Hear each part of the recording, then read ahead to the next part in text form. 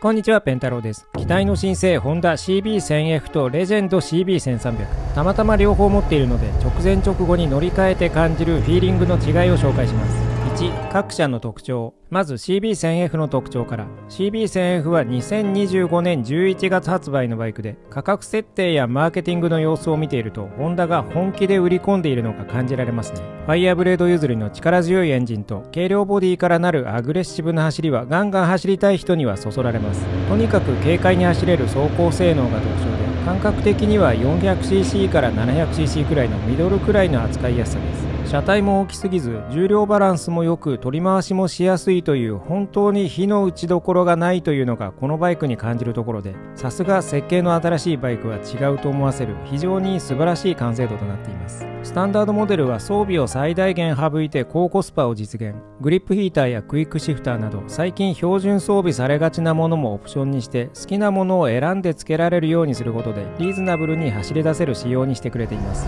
さすがに ETC までは省かなかったようで、このクラスで高速道路に一切乗らない人もあまりいないだろうということでしょう。極限まで乗りやすい仕立てなので、大型免許1台目にも安心です。余裕のあるステップ1でツーリングバイクとしても最適。そしてビキニカウルで武装すれば高速道路もかなり行けてしまう無敵感。抜群の乗りやすさと抜群の楽しさを兼ね備えた、とても満足度の高いバイクとなっています。CB1300 は1998年からアップデートしつつ2025年まで生産されたバイクです。シート高 780mm ながらシート周りがかなり太いので、830か850クラスの地面の遠さなのが弱点の一つで、このせいで大きいサイズのバイクというイメージを持っている人も多いかもしれません。実際は無駄に地面が遠いだけで普通のサイズ感です。車体が重いことから来る抜群の安定感と引き換えに、取り回しに難儀するのも CB1300 あるあるですね。乗り味はまさに巨漢というべきか、または戦艦というべきか、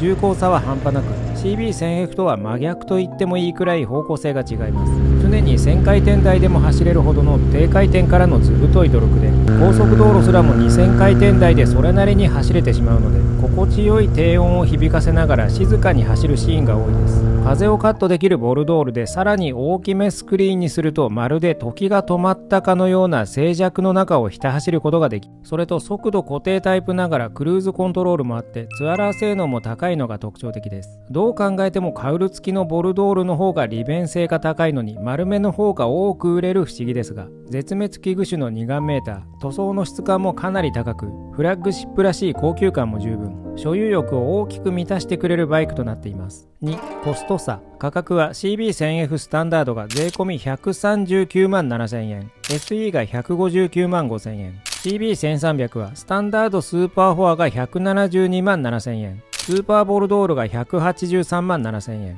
SP はスーパーフォアが210万1000円、スーパーボルドールが221万1000円です。30万円以上差がありますが、 CB1000F にグリップヒーターをつけるとおよそちょうど30万円差くらいになります。これでよく使うだろう装備は同レベルになると思いますが、 CB1000F にはクルーズコントロールがありません。 CB1300 は各所の仕上げにお金をかけている感じがあって、メッキ仕上げのハンドルバーとミラーなどパッと見で高そうです。とはいえ CB1000F はメカ的に安っぽい感触はなく、操作感も精度が高く心地よいレスポンスです。ソリッドの塗装も悪くないですね。CB1300 はゴージャス感、CB1000F は筋肉質のアスリート感といったところを目指して作られたような感じがします。CB1000F は税抜き127万円ですが、 CB1300 の価格の変遷を見ると、登場時の1998年が資料によると税抜き94万円だったようです。ファイナル1個前のスーパーフォアスタンダードが142万円、ファイナルが本体157万円と上がっていって、最終的にはデビュー当初から 1.5 倍以上になっています。ファイナルの値上げは色変更だけにしてえげつなかったですね。CB1000F は出たばかりですが、この間 GB350 が超絶爆上げするなど突然値上がったりすることも多いので、次年度以降値上がりするかもしれません。燃費と航続距離ですが、 CB1000F は燃費リッター 17.9 キロ、タンク容量16リットル、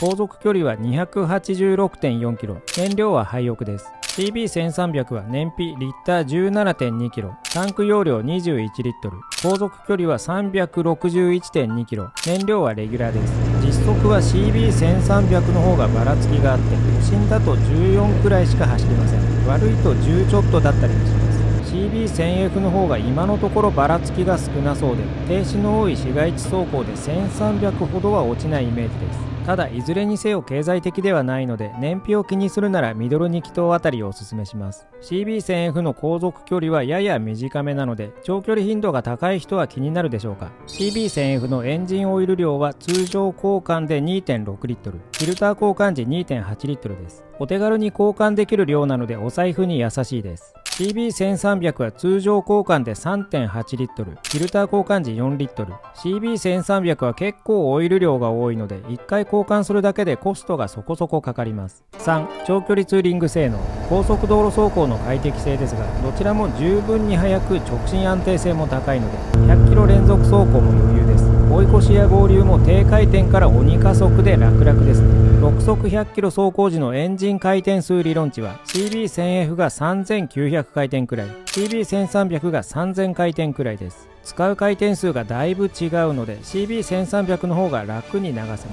振動は CB1000F はハンドルに不快な振動はなく、シートあたりにちょっとピリピリきます。これがアグレッシブに走るには心地よく、ついつい加速したくなります。のんびりツーリングには CB1300 の方が無振動感の時間停止感で向いていると思います。スクリーン効果は CB1000F SE に装備されるオプションヘッドライトカウルはそれなりに整流効果があります。首から下全体的にマイルドになるので、装着後高速もぼちぼち快適になりました。CB1300 ボルドール標準スクリーンはより整流効果があります。ペンタローにはちょうど首に集中してがっちりチンカーテンじゃないとヘルメット下から入ってきて辛いので、オプションウィンドスクリーンをつけました。こちらはさらに整流範囲が広がって見た目通り一番快適です。CB1300 はシート下に結構物が入るので意外に便利です。車両の受け取りに手ぶらで行っても書類意識は余裕で入るので楽でした。500ミリペットボトル数本も入ります。ボルドールならカウルに小物入れもあるので、これだけで日常使いは結構いけたりします。純正オプションでは共にワンキートップケースを付けられます。純正キャリアでないと難しいですが、 CB1300 用はもう廃盤になっていました。社外品キャリアはデイトナのマルチウィングキャリアがあって、 CB1300 は耐荷16キロ、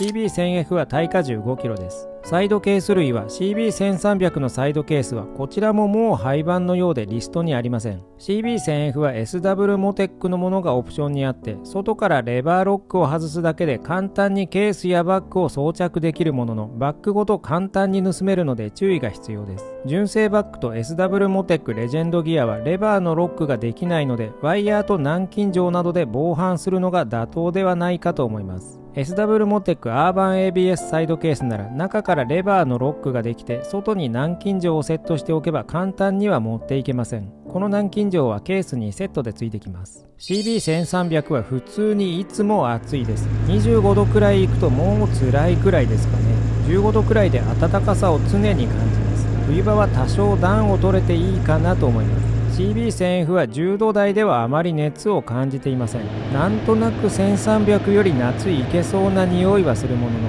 実際に真夏比較しないとわからないですね。夏になると猛烈に暑さを感じたりするものもあります。どのみち 1000cc クラスなので夏いけると期待はしない方がいいと思います。4、サイズ感。 CB1000F のサイズは長さ2135、幅835、高さ1125、ホイールベース1455、最低地上高135です。ホイールベースは V 型エンジンのスズキ SV650 と同程度になっています。 CB1300 スーパーフォアは長さ2200、幅795、高さ1125、ホイールベース1520、最低地上高130、SP が140です。大して変わらない感じですが、1300の方がタンクやシートが広いので大きく感じると思います。 CB1000F は214キロ、 CB1300 はスーパーフォアが266キロ、スーパーボルドールが272キロです。数字の通りの体感で CB1300 はとにかく重いです。転がすのが嫌になるくらいの重さなので、出すのが億劫になる人の気持ちはわかりますね。ただ慣れます。 CB1000F は気分は中型クラスなので落差は大きいですね。身長が高い人にとって最重要クラスのスペック、シートとステップの距離ですが、これは長ければ長いほど長距離走行で膝が楽になります。画像からの推定値ですが、 CB1000F は垂直距離が 493mm くらい、 CB1300 は 456mm くらいで、 CB1000F の方がかなり長いです。体感もその通りです。 CB1000F ハイシートで 33mm 上げると 526mm くらい、股下 82cm のペンタローは CB1000F ノーマルも大きな窮屈感はなく、ハイシートなら長時間でも膝が余裕です。 CB1300 は常時きついです。ペダルの高さを限界まで下げてしのいでいます。 CB1300 は足つきが悪い割に膝がきついというド M 向けのバイクかと乗っているとよく思います。5、各所のスペック。サスペンションを初期設定の状態でペンタローの好みを比較すると、 CB1000F、CB1300 オーリンズ、CB1300 スタンダードという順です。オーリンズは初期設定固めなので、設定を調整して優しめにした方がツーリングは心地よくなりそうかなと思います。路面をしっかり捉えてくれて気持ちいいです。あくまで初期設定比較ですが、品質はどれも悪くないので、体重や好みでセッティングを変えれば好みのポイントが見つかると思います。 CB1000F のシート高は 795mm、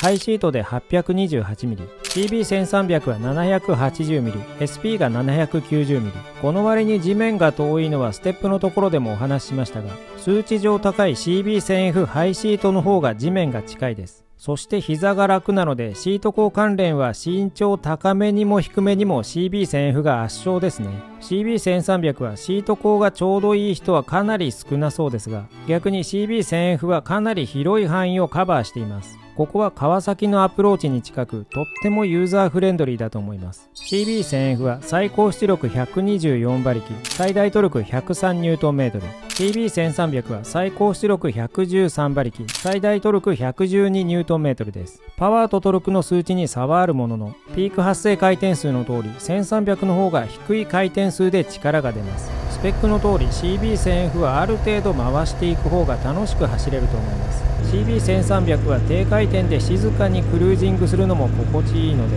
好みの方向性が分かれそうです。CB1000F はカラー液晶、CB1300 はアナログ2眼メーターです。どっちがいいかは好みですが、ペンタローは利便性重視なので、地図機能があるカラー液晶が一番好きです。CB1000F のカラー液晶は見やすいし、色々できて便利で、スマホをつなげて簡易ナビ表示もできますし、さらに純正ヘッドライトカウルをつけると結構かっこいい感じで好きです。これはそもそもカウルありのデザインなんでしょうね。前から見ても乗車ポジションから見てもカウルがあるとかなり様になります。6、まとめ。ではまとめていきましょう。CB1000F が向いている人は、重いの嫌い、エンジン回したい、シンプルに若い、気は若い、いろいろ1台で賄いたい、ビッグワンって何？ CB1300 が向いている人は、静かにツーリングしたい、シルキーなエンジン音が好き、ノスタルジーな世界に浸りたい、ファイナルと聞くと吸い寄せられてしまう、小さいバイクをすでに持ってる、シンプルにマッチョな人。どちらも性質は全く違うものの、それぞれ独特の楽しさがあることは間違いないので、